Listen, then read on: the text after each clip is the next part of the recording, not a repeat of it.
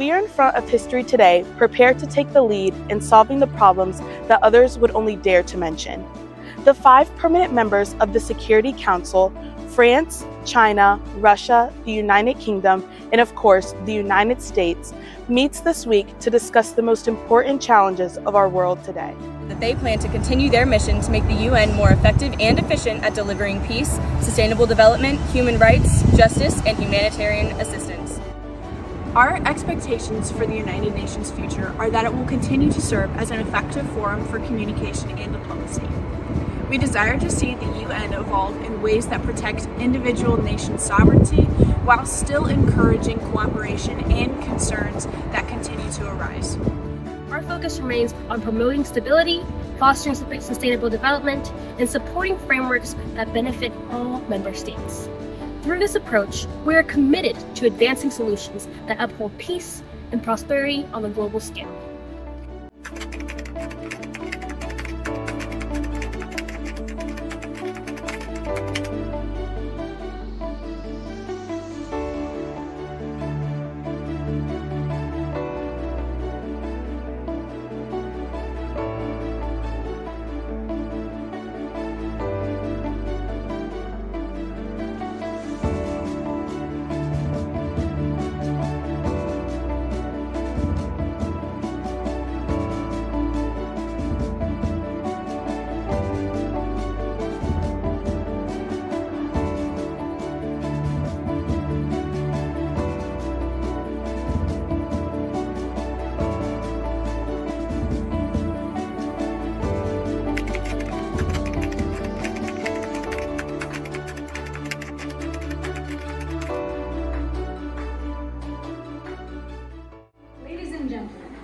We gather here during a critical period in history.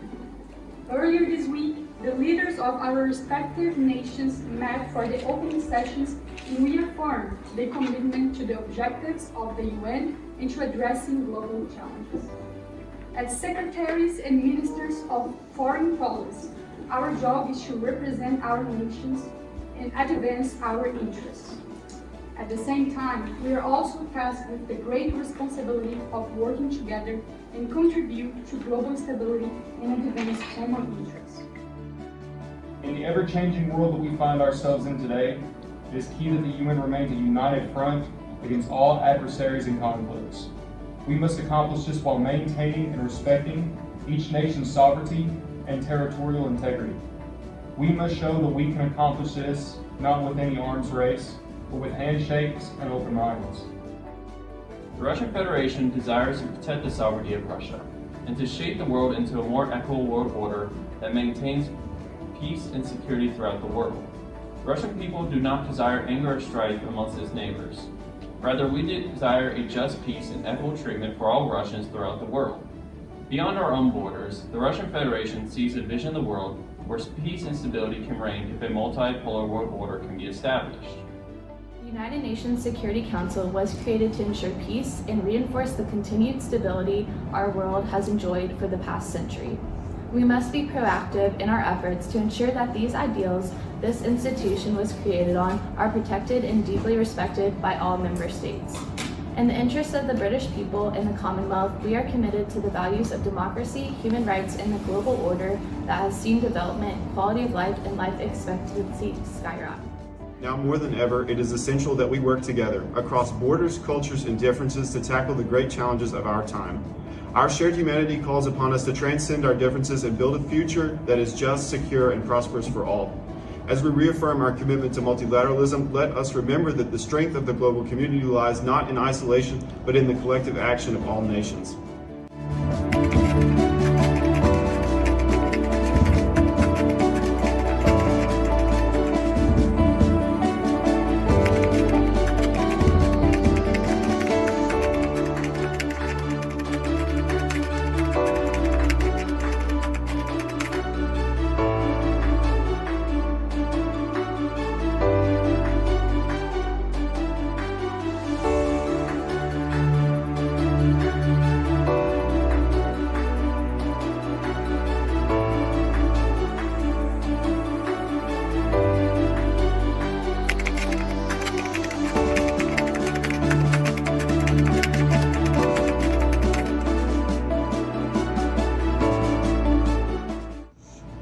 Distinguished members of the Security Council, today is a moment of great urgency.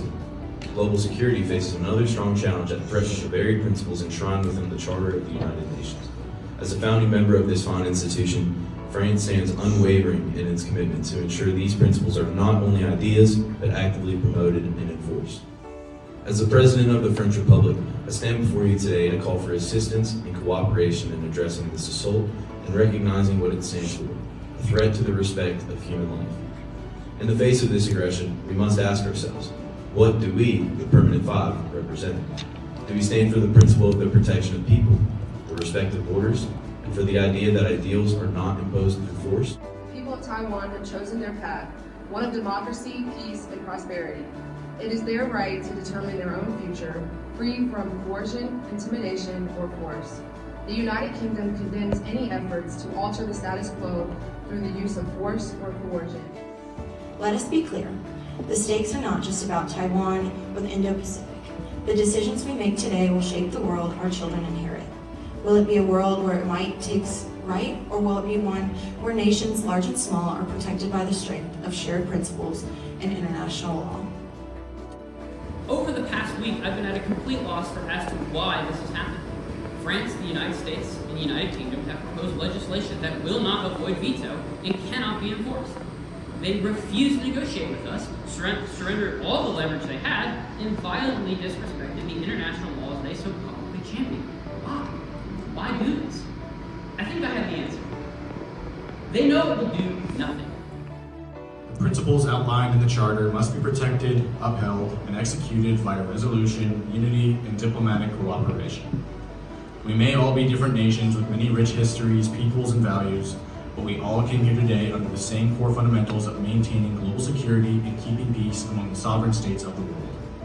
The urgency of this session represents growth in the international arena of diplomacy, and we have all come here today with an eagerness to cooperate and compromise.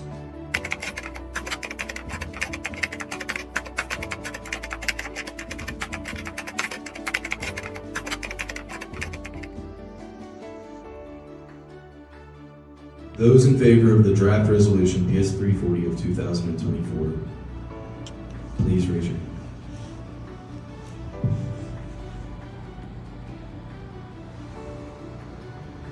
Those against?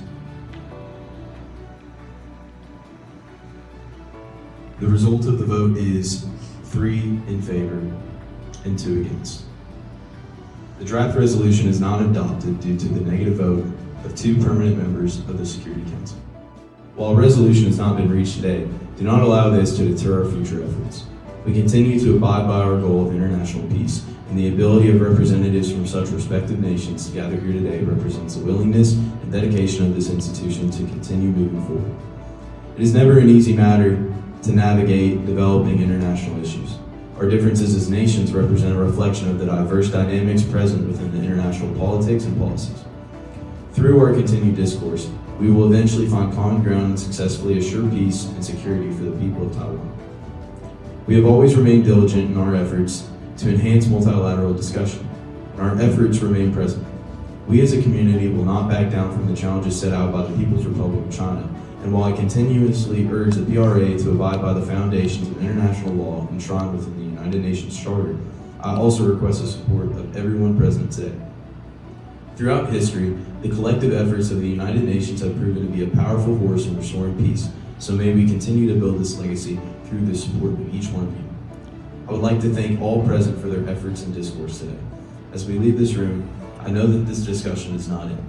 Through the continued efforts of this institution, we will one day restore international order and find resolution that are so desperately needed in our world today.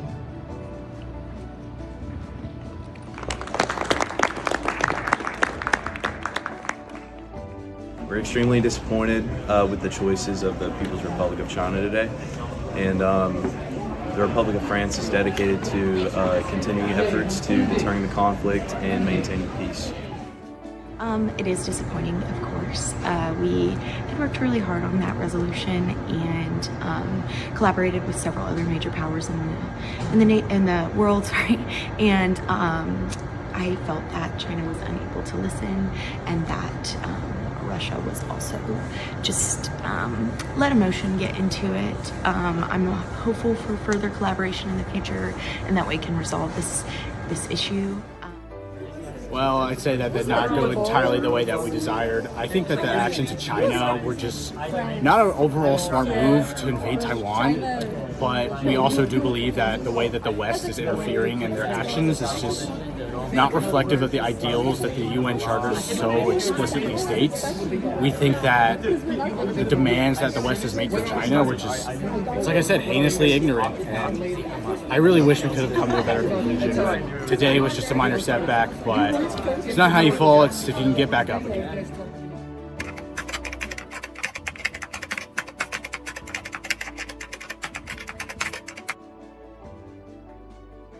It has always been France's guiding mission to maintain peace and security throughout the world.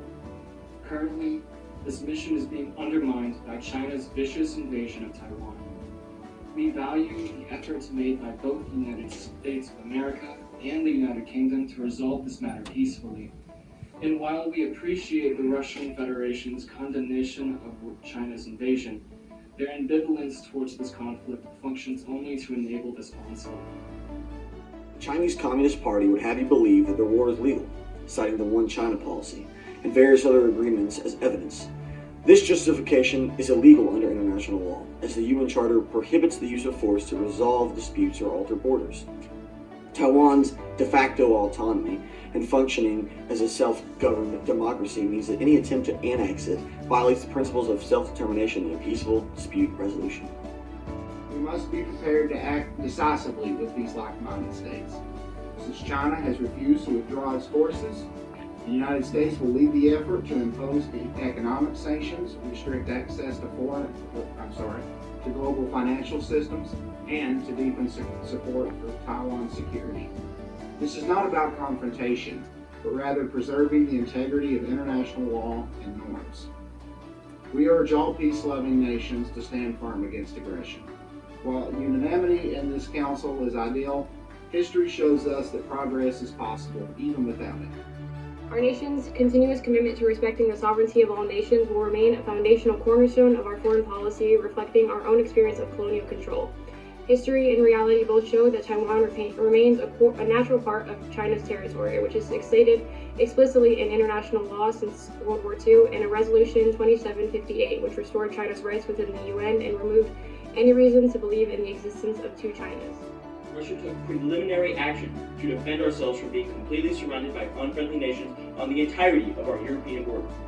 Today, the West is perfectly following its playbook to repeat all of the same moves on China. They began by attempting to halt Chinese progress, with evidence of this dating back even further than the Opium Wars. And of course, when that eventually failed, they started playing ball with China, albeit not without surrounding the nation with US troops across East Asia. In this room, China may be widely viewed as the aggressor, but I hope that history books don't magically seem to forget about the West's long and unnecessary history of intervention and neocolonialism in East Asia and elsewhere.